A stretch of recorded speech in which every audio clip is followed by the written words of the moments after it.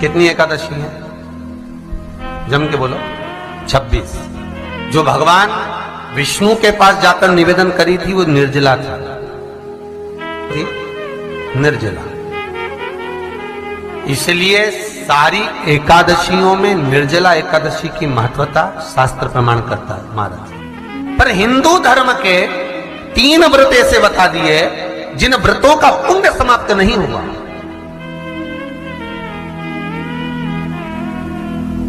हिंदू धर्म के 3 व्रत ऐसे हो गए जिनका पुण्य समाप्त नहीं हुआ महाराज। क्यों? जिनका पुण्य प्रबलता में बढ़ता गया। पहले नंबर पर एकादशी, दूसरे नंबर पर प्रदोष और तीसरे नंबर पर शिवरात्रि। एकादशी आकर खड़ी हो गई। अब निर्जला के दिन शिव महापुराण की कथा कहती है, स्कंद पुराण कहती है कि आप वर्ष भर की एकादशी का क्रम भले ना करें, पर निर्जला एकादशी के दिन जो तुलसी हम ठाकुर जी को समर्पित करते हैं, वो तुलसी, ध्यान देना, वो तुलसी अगर मान लो आपके पास में रखी है,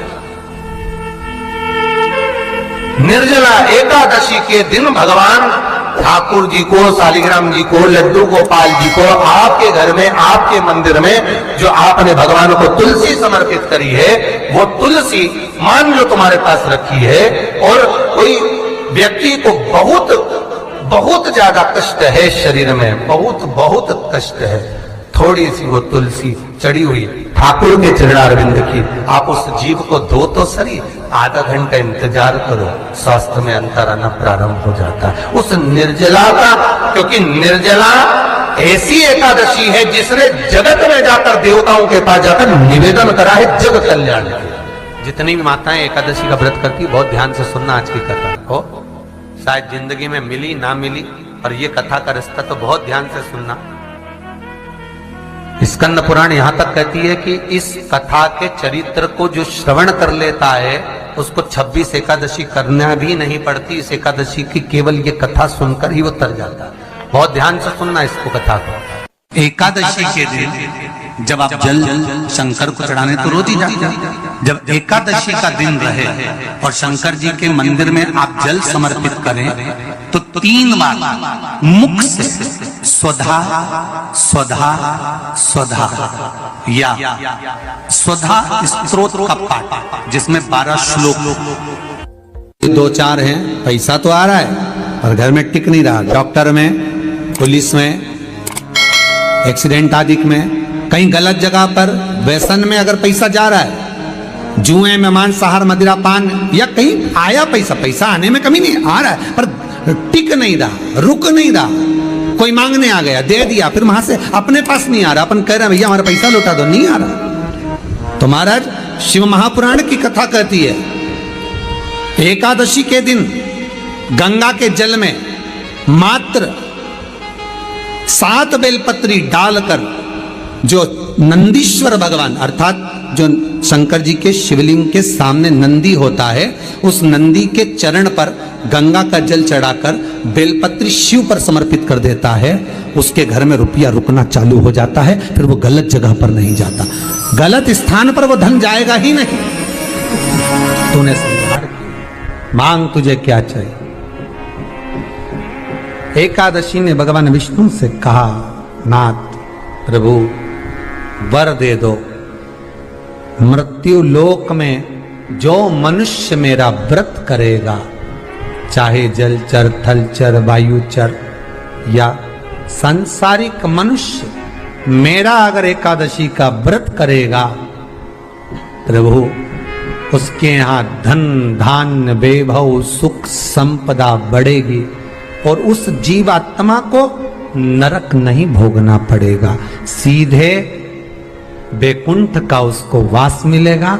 जब जीव आत्मा को लेकर चला जाएगा, यम के दूत जब बंदी बनाकर ले जा रहे होंगे उस जीवात्मा को, जिसके प्राण छूटे होंगे, यम के दूत जब बंदी बनाकर ले जा रहे होंगे, तब मुझे वर दो कि मैं इसका हाथ पकड़कर बेतन्नी से पार उतार कर सारे नरकों से निकालती हुई आपके धाम में लेकर आऊं।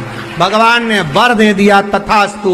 हे एकादशी सुनो, मृत्यु लोक का मनुष्य अन्न का त्याग कर कर, क्योंकि अन्न में एकादशी के दिन पाप पुरुष रहता है, अन्न का त्याग कर कर एकादशी के दिन जो मनुष्य तुम्हारा व्रत धारण करेगा, उस व्रत को करेगा और उस व्रत को धारण करेगा, उसकी मनोकामना पूर्ण होकर वो मेरे ही धाम को जाएगा।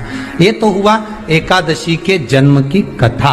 एकादशी के दिन गंगा के जल में मात्र 7 बेलपत्री डालकर जो नंदीश्वर भगवान अर्थात जो शंकर जी के शिवलिंग के सामने नंदी होता है, उस नंदी के चरण पर गंगा का जल चढ़ाकर बेलपत्री शिव पर समर्पित कर देता है, उसके घर में रुपया रुकना चालू हो जाता है। फिर वो गलत जगह पर नहीं जाता, गलत स्थान पर वो धन जाएगा ही नहीं।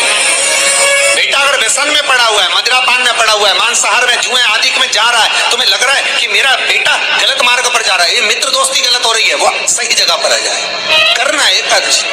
कई लोग इसको धन के लिए भी करते हैं, संपदा के लिए। संपदा के लिए अर्थात जिसका व्यापार नहीं चलता, जिसके घर में पैसा नहीं आता, या नौकरी नहीं लग रही, या सर्विस नहीं लग रही, आप अप्लाई कर रहे हो, जगह जगह जाकर इंटरव्यू भी दे रहे हो और पैसा नहीं आता, तो उसके लिए भी प्रयास किया जाता है। पर उसके लिए यहाँ पर जो धन के लिए करते हैं, उसके लिए विष्णुपदी के लिए करते हैं। मतलब जैसे गंगा के जल में तुलसी के 11 पत्ते डाले जाते हैं और उसको किसी भी नारायण के मंदिर में, राम कृष्ण शिव शंकर नहीं, राम कृष्ण भगवान विष्णु दत्त आदि जितने नारायण के मंदिर हैं, उस मंदिर में किसी भी पात्र में, एक छोटे से पात्र में उसको भरकर रखी जाते हैं महाराज। उससे भी जॉब सर्विस नौकरी में सफलता प्राप्त हो जाती है। परंतु वो भी एकादशी को ही होता है। कुछ देर तक पात्र को रखा जाता है, फिर वही पात्र का जल किसी भी वृक्ष के नीचे डाल दिया जाता है, उससे भी नौकरी के लिए फायदा मिलता है। गंगा का जल कोई साधारण नहीं। दशमी, एकादशी और द्वादशी, इन 3 तिथियों पर एक रोटी में थोड़ा सा मीठा रखकर सोमक पितृ का नाम लेकर यदि गाय को खिला दिया जाता है, तो अगर कोई पूर्वज प्रेत योनि में भी पड़ा हुआ होता है, भटक रहा होता है, जिसको पिंड नहीं मिला, जो अचानक मर गया होता है, अधोगति में चले गया होता है, उस जीव की मुक्ति दशमी, एकादशी और द्वादशी, 3 दिन सोमक पितृ का नाम लेकर रोटी में, पूरी में मीठा रखकर अगर गाय को खिला दिया जाता है ये 3 दिन तक, तो वो पितृ कभी भटकते नहीं है, उनको मुक्ति प्राप्त हो जाती है, मोक्ष में। नहीं, एकादशी है कौन, क्यों इसकी इतनी प्रधानता है, क्यों इसकी पुण्यता है, ऐसा क्या है एकादशी में जो इसकी पुण्यता मानी जाए? कौन है ये जो भगवान नारायण तक एकादशी का व्रत करते हैं? सुभद्रा जी को भगवान जगन्नाथ ने, जगदीश ने एकादशी का व्रत कराया था। बद्रीनारायण भगवान को माता लक्ष्मी ने एकादशी का व्रत कराया था। क्यों?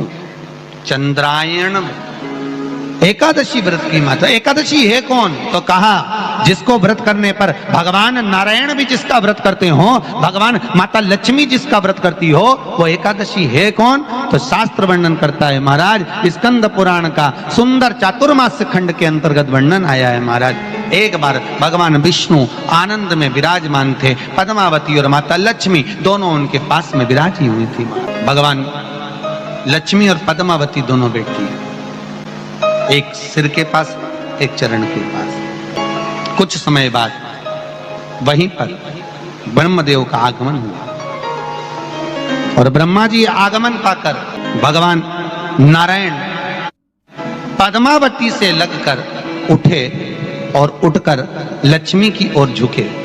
झुकने पर इन तीनों के समागम से भगवान नारायण के हृदय चित्त से एक कन्या प्रकट हो गई। उस कन्या का नाम एका था। क्या नाम था? एका। अब 10 उसके गुण इतने प्रबल थे, वो 10 गुण उसके बड़े प्रबल थे कि वो एका जिसको निहारती थी उसको संपदावान बना देती थी,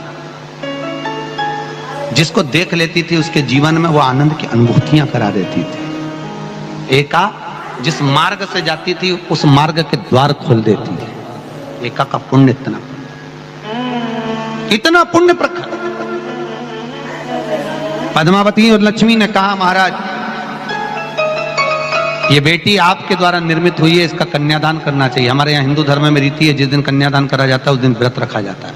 अब आजकल रखते कि नहीं रखते हो मालूम नहीं, पर कन्यादान करते समय व्रत रखा जाता है। व्रत रखना, एका का कन्यादान करना है। भगवान बोले कन्यादान करें, किसको दें? एका किसको दी जाए? एका प्रदान किसको करी जाए? पुण्यता किसको दी जाए?